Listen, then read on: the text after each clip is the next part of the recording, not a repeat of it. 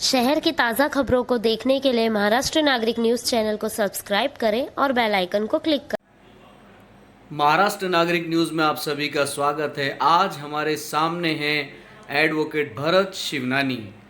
पेशे से बहुत अच्छे लॉयर हैं। दिन रात अथक प्रयास उनका यही रहता है कि कम से कम लोगों के दुख दर्द दूर हों।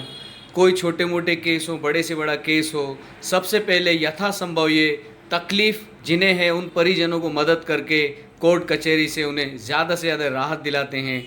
और इसके साथ साथ वो समाज सेवा से जुड़े हैं। वार्ड वासियों के साथ मिलकर कुछ ना कुछ उनके हित में करते रहते हैं। एनसीपी पार्टी के ये बहुत अच्छे कार्यकर्ता भी हैं। आइए उनसे एक मुलाकात करते हैं। जैसा कि सुना है भरत सर, आने वाले समय में चुनावी शंखनाद होने के पूरे आसार हैं और महाराष्ट्र गवर्नमेंट की तरफ से भी कुछ पत्र जारी हुआ है। तो आने वाले समय में इलेक्शन में आपकी भूमिका क्या होगी आपके वार्ड वासियों के लिए, कुछ हमें बताएं। सबसे पहले सुंदर जी, महाराष्ट्र नागरिक न्यूज़ के दर्शकों को और आपको सुंदर जी थैंक यू कि आपने मुझे अपॉर्चुनिटी दे दी और आपने ना थोड़ा ज़्यादा ही मेरा इंट्रोडक्शन दे दिया। मैं इतना बड़ा वकील भी नहीं हूँ। हाँ, थोड़ा नॉलेज है, थोड़े लोगों को हेल्प करते रहता हूँ और जितना संभव हो सके कि उनको फ्री ऑफ कॉस्ट हेल्प करता हूँ। अभी हाल ही में जैसे एक छोटा सा मेरे वार्ड में एक इशू हुआ था। किसी एक होटल में दो गुटों के आपस में झगड़े हो गए थे। तो वो बेचारे जो बच्चे थे जो बिलो 18 के थे, जिनको हम जुवेनाइल बोलते हैं लैंग्वेज में, लीगल लैंग्वेज में, उनको बेचारे दो बच्चों को मैंने 394 सेक्शन उनको एक लगाया गया था सर पे, जो एक रॉबरी का केस है, रॉबरी और डकैती दोनों का।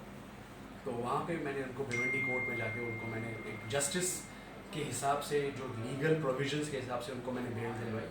तो थोड़ा सा मैं अपने इस क्षेत्र को, लॉ के क्षेत्र को यूज़ करते रहता हूँ सामाजिक के इसमें फील्ड में। अब रही बात जो आपने इलेक्शन का कहा, हाँ ये बात तो राइट है कि बिगुल बच चुका है। और देखिए, ये ना उन लोगों को टेंशन होने की ज़रूरत है जो लोग कभी मेहनत नहीं करते, जो घर पे बैठते हैं। सॉरी, मैं उन सभी नगर सेवकों को कि आपके लिए नहीं बोलना चाहता, बट जो मेहनत करता है वो आज दिखता है और जो दिखता है वो बिकता है। तो मेरा लोगों में आज भी संवाद या कम्युनिकेशन बहुत अच्छी रहती है। आज आपके सामने बैठा हूँ, सवेरे 7 बजे मॉर्निंग में फ़ोन आता है, भैया पानी नहीं आया। तुरंत अधिकारी को फ़ोन करके, वो भूल गए थे, कुछ प्रॉब्लम हुआ था और मैंने पानी इमीडिएटली चालू करवाया। बहुत सारे लाइट के मुद्दे हैं। अब लाइट में तो मैं थैंक्स कहूँगा MSCD ऑफिसर्स को, एटलीस्ट मुझे करस्पॉन्ड करते हैं। दुनिया गाली देती है, वो दूसरी बात है कि लाइट बंद लाइट बंद लाइट बंद, बट मैं उनको थैंक्स बोलूँगा कि आम नागरिक के हिसाब से मुझे वो करस्पॉन्ड करते हैं और मुझे हर एक चीज़ बताते रहते हैं कि आज लाइट कितने बजे आएगी, क्या आएगी, कैसे आएगी।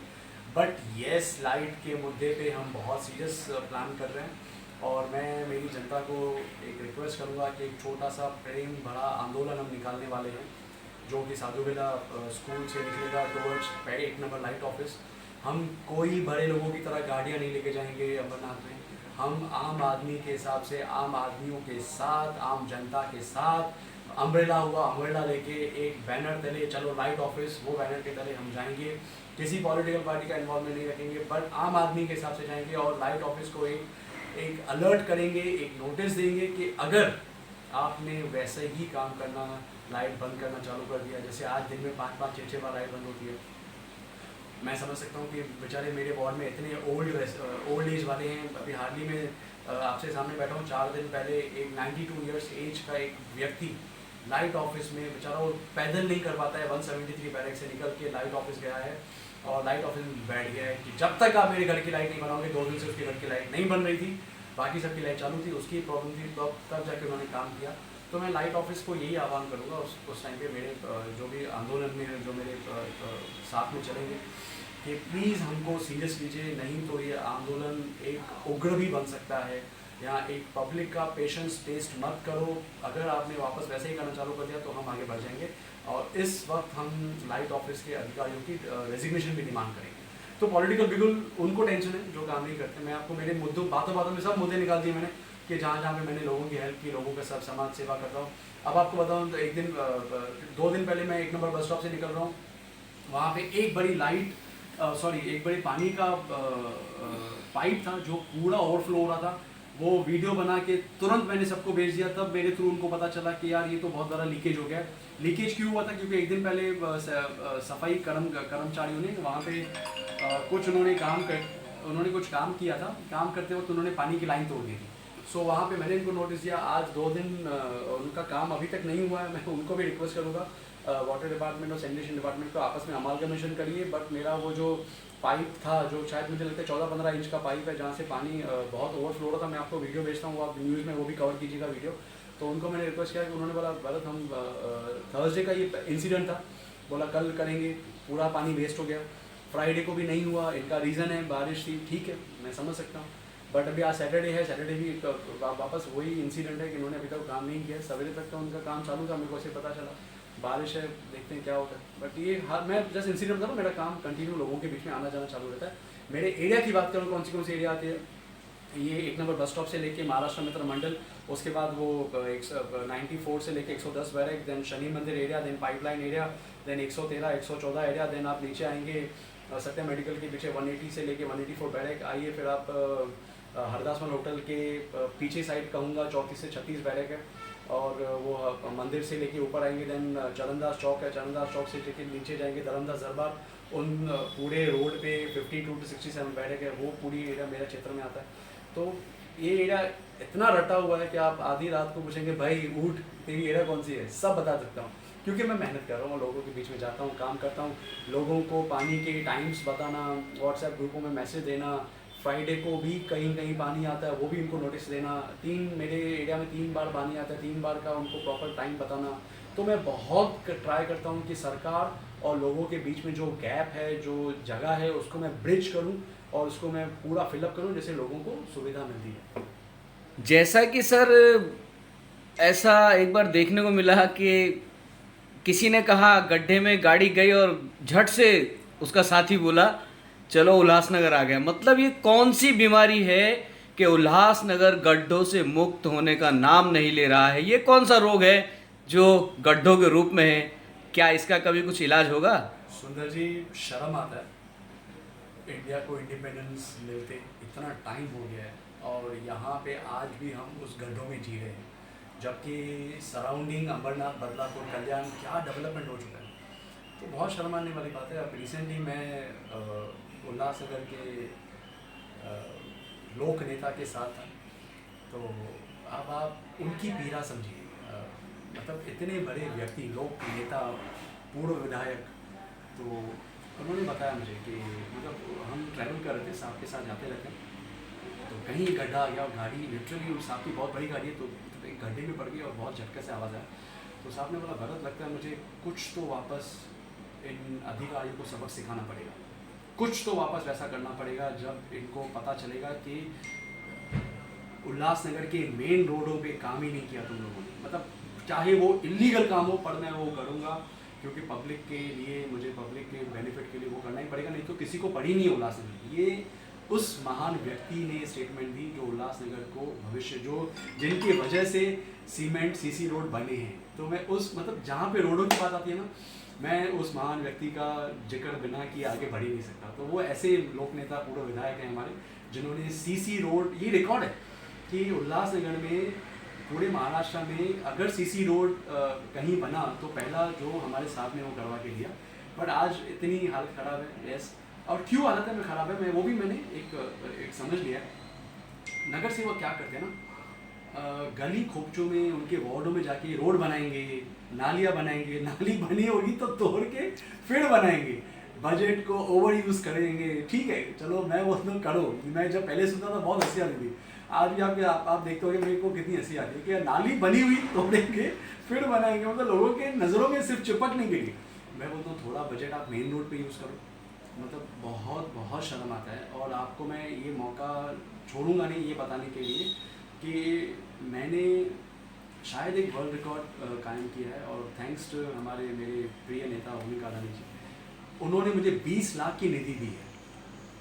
20-2-25 ये ना एक टर्म मैं आपको जनता को बताना चाहूँगा। 20-2-25 क्या है? 20-2-25 ये कि एक 2 साल के व्यक्ति ने, जो राजनीति में कुछ भी नहीं था, 20 लाख के बजट लेके आया, किसके सामने? 25 साल के नगर सेवक के सामने, जिन्होंने कभी ध्यान नहीं दिया। तो मैं लोगों को बोलूँगा 20 दो 25 माइंड में रखिए। जैसे हम कहते हैं ना खोखा, जो ये शिंदे के साथ की गवर्नमेंट के ये लोग बोलते थे, कुछ तो से खोखा वोखा का था, बट मैं बोलूँगा मेरा तो एक ही डायलॉग होगा, 20 दो 25 में। 2 साल के व्यक्ति ने 20 लाख का बजट आया। अच्छा, काम कहाँ पे किया है? किसी वार्ड में काम नहीं किया है। हरदासपुर से मेन रोड जो चरणदास चौक की तरफ जाता है, जो शार स्टेशन की तरफ जाता है, जहाँ पे मेन पुलिस स्टेशन है, सेंट्रलाइज बैंक है, हॉस्पिटल्स हैं, बहुत बड़े डायग्नोस्टिक सेंटर्स हैं, सत्यम डायग्नोस्टिक सेंटर, वहाँ पे मैंने 20 लाख रुपए स्पेंड करवाया सिर्फ और सिर्फ नालियों बनाने के लिए। वहाँ के रोड की नाली कोई ध्यान नहीं देता, क्योंकि वो किसी के क्षेत्र में नहीं आते। एक नगर सेवक को पूछोगे, वो दूसरे नगर सेवक का नाम लेगा, दूसरे नगर सेवक बोलेगा उसका काम है। तो ठीक है, मैंने वहाँ पे वो काम किया, और मैं थैंक्स बोलता हूँ कि ऐसा वर्ड रिकॉर्ड या ऐसे कुछ रिकॉर्ड करने में मुझे ओमी साहब की बहुत बड़ी मदद मिली है। तो रोडों का हालत इसके वजह से ख़राब है, क्योंकि मेन रोड में ना किसी का क्षेत्र नहीं आता। नगर सेवक हमेशा अपने वार्ड पे ध्यान दें। आने वाले समय में जैसा कि आप देख रहे हैं, चुनावी बिगुल बज चुका है या चुनाव करीब हैं, आपकी क्या भूमिका रहेगी उल्लासनगर को गड्ढों से मुक्त करने के लिए? बहुत सिंपल है। देखिए, मैं समझता हूँ कि अगर आप नगर सेवक हो तो सिर्फ अपने नगर के रिलेटेड मत रहो, अपने वार्ड के क्षेत्र के रिलेटेड मत रहो। मेन रोड भी आपके यूएमसी के परिषद में आता है, यूएमसी के एरिया में आता है, तो मेन रोड्स पे आपका और फोकस होना चाहिए, बिकॉज मेन रोड पे तो पूरी जनता चलती है। पुलिस स्टेशन, हॉस्पिटल, सब बड़े बड़े जो बाहर से लोग आते हैं, जो उल्लासनगर को कल्याण, अमरनाथ, बता को कनेक्ट करता है। आप अमरनाथ जाके देखिए, कल्याण जाके देखिए, मेन रोड पे कहीं प्रॉब्लम आता है क्या?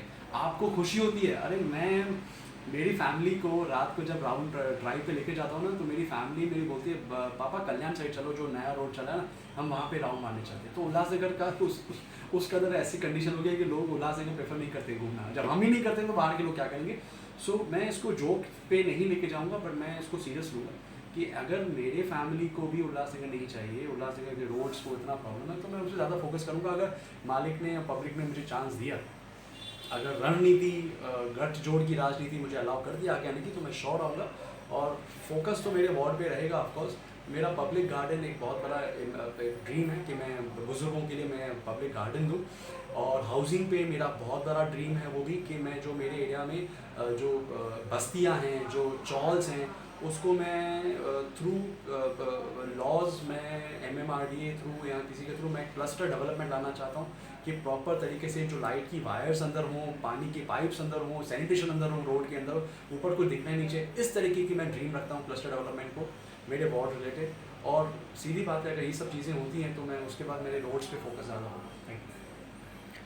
तो ये थे भरत शिवनानी जी, जिनके सपने आसमान से ऊंचे हैं, न सिर्फ अपने लिए बल्कि वार्ड वासी और समाज के लिए।